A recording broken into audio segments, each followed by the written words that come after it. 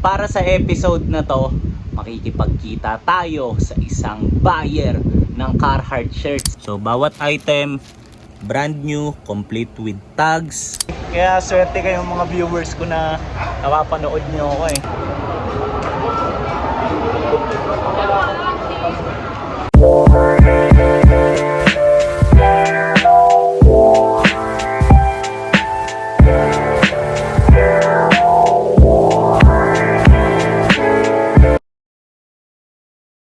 Yo! Good day sa inyong lahat. So para sa episode na to, makikipagkita tayo sa isang buyer ng Carhartt shirts. So let's go! So bago tayo lumarga, ito pakita ko lang. Niready ko na kasi yung mga orders ni Bossing. Then check nyo. So bawat item, brand new, complete with tags, plastic. So yan, loose fit K87 pocket shirts. Okay? So pinapakita ko lang din to kasi niready ko na. Then just in case may ibang interesado sa inyong umorder, pwede natin pag-usapan to sa Instagram at @MikeLacson_. DM nyo lang ako. Okay? Tapos tingnan nyo, nagdala na lang din ako or magdadala na lang din ako ng iba't ibang sizes. For example, ito large. Tapos ito medium, para just in case pwedeng sukatin ni Bossing, hindi na magkaroon ng inconvenience sa part namin pareho, di ba? Alam niyo naman tayo, kailangan swabe palagi gumalaw. So ayan, so punta na tayo doon, let's go. Yo, malapit na ako dito sa meeting spot namin. Ito yung orders ni Bossing, oh. Hanapin natin siya. Alam niya naman na nagbablog tayo, kaya di na yun magugulat kung may hawak tayong phone, di ba? Asa kaya si boss?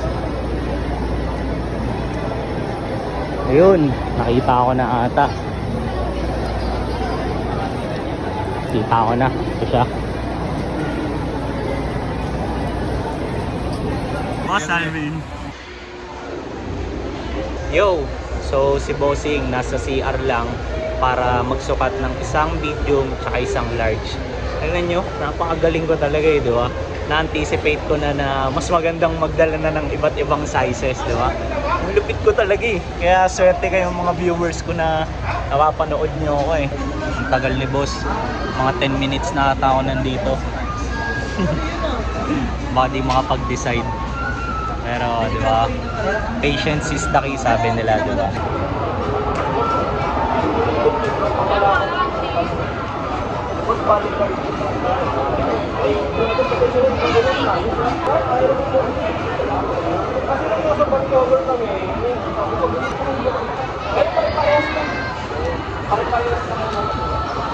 Yo, tapos na yung transaction namin ni Boss Alvin.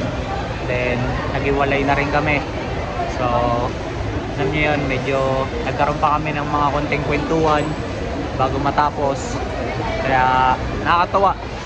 Tapos ito, ang next mission ko na, FT muna ako, alam niyo yun, kasi kahit pa paano treat naman natin yung sarili natin, di ba?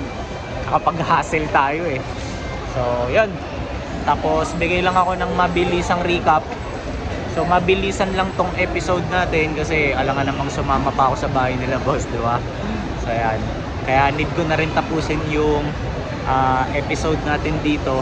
Tapos binlog ko lang naman talaga to para alam niyo yun, ma-document ko kung ano man yung mga nangyayari sa akin na pwede ko tong balikan. For example, kapag tumagal, di ba, na nagkaroon ako ng ganitong alam niyo yun, moments.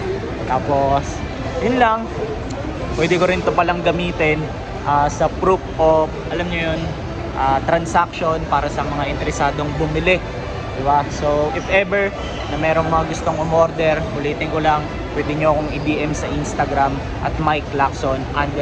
Okay? So yun lang, see you sa next kong upload.